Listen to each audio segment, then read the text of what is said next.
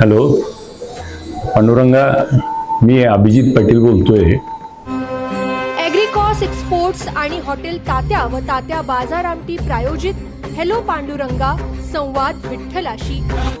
पांडुरंगा, तू ओळखला असशील, ज्या काळामध्ये या महाराष्ट्रावरती, आपल्या पंढरपूरवरती हा अफजल खान आणि औरंग्या चालून आला, त्या काळामध्ये देवा तू आमच्या देगावच्या पाटलाच्या वाड्यामध्ये सूर्याजी पाटलांकडे राहायला होता.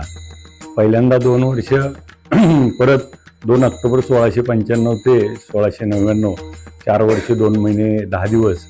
आणि त्या काळामध्ये देवा तुझी नित्याची सेवा त्या काळामधील आमच्या पूर्वजांनी केली. आणि मग या महाराष्ट्र सगळा देश आपल्या चरणी येतो. आणि देव आमच्या घरी आले होते. त्या भाग्यवान कुटुंबात सूर्याजी पाटील, त्यांच्या वंशज, त्यांच्या घरात मला जन्मायचा 13वी पिढी म्हणून तू भाग्य दिलं. आणि त्या भाग्यानंच त्या ठिकाणी मला आमदार म्हणून देखील आपल्या आशीर्वादानं माढा मतदारसंघातील मायबाप जनतेनं त्या ठिकाणी संधी दिली. पांडुरंगा, तुझ्या कृपेनं या पंढरपूरमध्ये या भीमेच्या तीरी उजनी धरण यशवंतराव चव्हाण साहेबांनी, शरदचंद्र पवार साहेबांनी केलं. आणि तुझ्या पायाला असलेली चंद्रभागा त्या ठिकाणी शेतकऱ्याच्या रानात त्या ठिकाणी आली. आणि म्हणून या महाराष्ट्रातलं सगळ्यात मोठं उजनी धरण हे तुझ्या पायाशी असलेल्या भीमा नदीवरती बांधण्यात आलं. आणि म्हणून हा सोलापूर जिल्हा हा दुष्काळी ज्वारीचा जिल्हा आता ऊसाचा पट्टा म्हणून त्या ठिकाणी ओळखायला लागला. आणि देशातले सगळ्यात जास्त साखर कारखाने या तुझ्या सोलापूर जिल्ह्यात झाले. आणि याच्यामध्ये त्या काळातील सगळ्या राजकीय लोकांनी याच्यामध्ये मोठा वाटा उचलला. आणि या जिल्ह्यातील सगळं अर्थकारण बदलून गेलं. आणि दुष्काळी जिल्हा आता त्या ठिकाणी रब्बीचा जिल्हा म्हणून ओळखायला लागला. परंतु आज परिस्थिती अशी आहे की आज पांडुरंगा 40 वर्षानंतर देखील आमच्या काही भागाला अजून पाणी मिळालेलं नाही. आणि मग माढा तालुक्यात असलेली सीना-माढा उपसा सिंचन योजनेतली आज 7 गावं गेले 30 वर्ष वंचित आहेत. म्हणून देवा पांडुरंगा, या 7 गावाला पाणी देण्यासाठी सरकारकडे असलेला प्रस्ताव सरकारला सद्बुद्धी दे, या लोकांना त्या पाणी देण्यासंदर्भात. आज या भीमा नदीवरती आज 200 TMC पेक्षा जास्त पाणी हे वाहून जातं.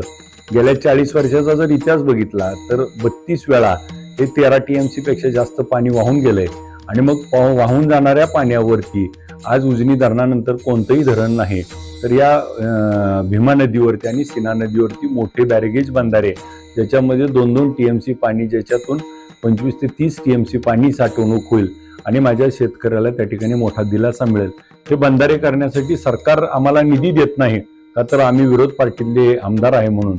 माझी विनंती आहे पांडुरंगा की या सरकारला सद्बुद्धी दे की या भागातल्या लोकांचा, शेतकऱ्याचा प्रश्न सोडवण्यासाठी ह्या कामाला निधी दिला पाहिजे. माझ्या भागातली मोडलीमची MIDC असेल, माझ्या भागातली मेंढापूरची MIDC असेल, याला तात्काळ त्या ठिकाणी निधी उपलब्ध करून काम सुरू करावं. माझ्या मतदारसंघातील त्या ठिकाणी बसस्थानक असतील, आज सीना-माढा उपसा सिंचनची अजून गावं असतील.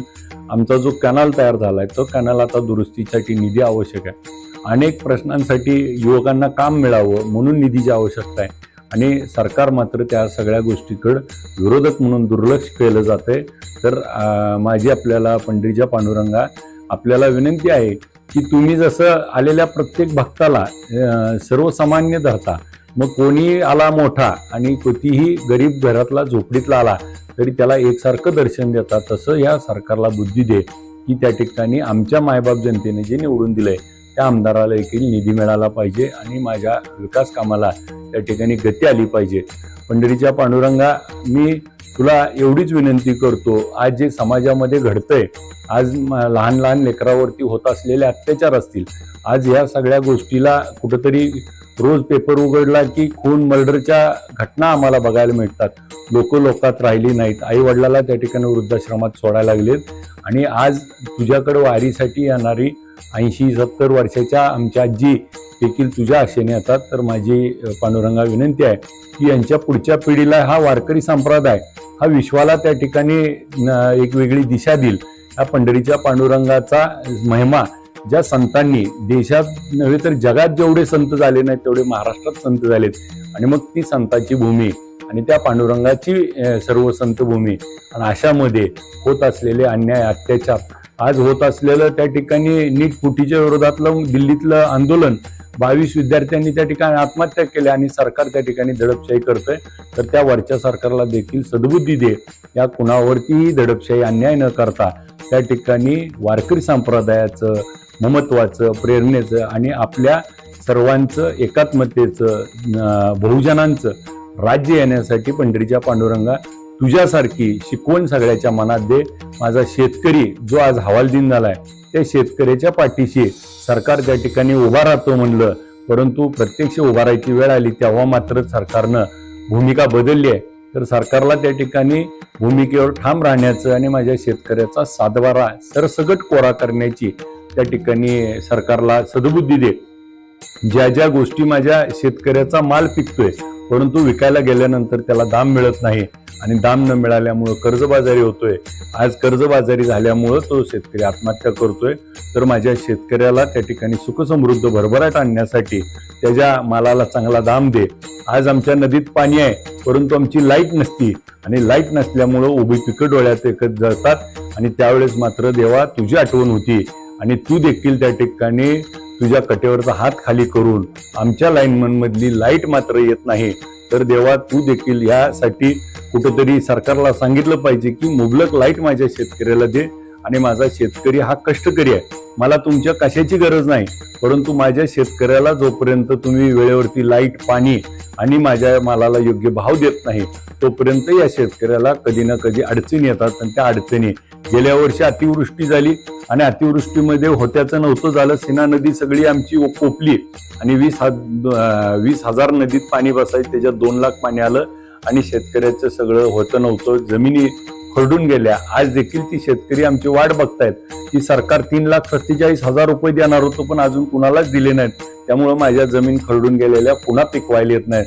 तर ह्या सरकारला सद्बुद्धी दे आणि त्या शेतकऱ्याला बळ दे की पुन्हा एकदा उभा राहायला पाहिजे आणि त्यानं त्याची शेती कसली पाहिजे, काळ्या आईची सेवा केली पाहिजे आणि या देशाची सेवा करण्याचं, काळ्या आईच्या सेवेतनं या भुकेल्याची भूक भागवण्याचं काम हा शेतकरी करतोय. त्याच्या पाठीशी पंढरीच्या पांडुरंगा तू उभा राहा.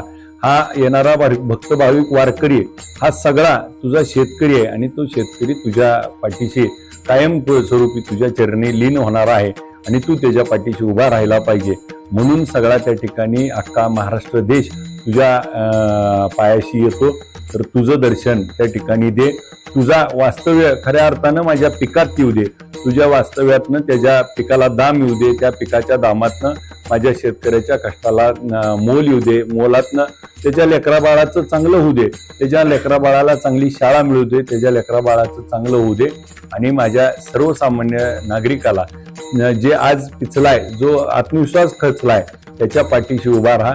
कायदा सुव्यवस्था बिघडलाय म्हणून तू त्याच्या पाठीशी उभा राहा, जेणेकरून सरकारला आणि या समाजाला आता दिशा देण्यासाठी तुझ्या एकदा वारकरी संप्रदायाची गरज आहे आणि तू द्याल अशी मला खात्री वाटते. कारण या जगामध्ये कोण नाही त्याचा पंढरीचा पांडुरंग आहे आणि पांडुरंगा तू नक्की आमच्या सगळ्याच्या पाठीशी उभा राहतील. मला मायबाप जनतेने माड्याच्या निवडून दिलं आणि तुझा आशीर्वाद असल्यामुळं मला जे म्हणून काम दिलं होतं ते काम करण्याची प्रामाणिक भूमिका पार पडतोय आणि ती प्रामाणिक भूमिका पार पाडण्यासाठी मला बळ दे आणि माझ्या हातून जे राहिलेली अपूर्ण काम आहे ते करण्यासाठी शक्ती दे आणि सरकारला निधी देण्यासाठी त्या ठिकाणी सद्बुद्धी दे. पांडुरंगा तुझा आशीर्वाद जसा पहिल्यापासून देगावकर पाटील आणि माझ्या पूर्ण माढा मतदारसंघावर, पंढरपूर, सोलापूर जिल्ह्यावर आणि महाराष्ट्रावर आहे तसाच आमच्या सगळ्यांवरती ठेव. आपल्या सर्वांच्या या प्रेमानं, ममत्व भावनेनं त्या ठिकाणी जो लढा तयार झालाय तो पांडुरंगा असाच सामान्य लोकांमध्ये देखील होऊ दे, जातीभेद त्या ठिकाणी नष्ट होऊ दे आणि तुझी जी वारीची परंपरा आहे ती सगळ्यामध्ये राहू दे. ही पांडुरंगा तुझ्या चरणी प्रार्थना करतो. पांडुरंगा तुझं बोलण्यास एवढा वेळ दिल्याबद्दल तुझं देखील आभार मानतो. रामकृष्ण हरी.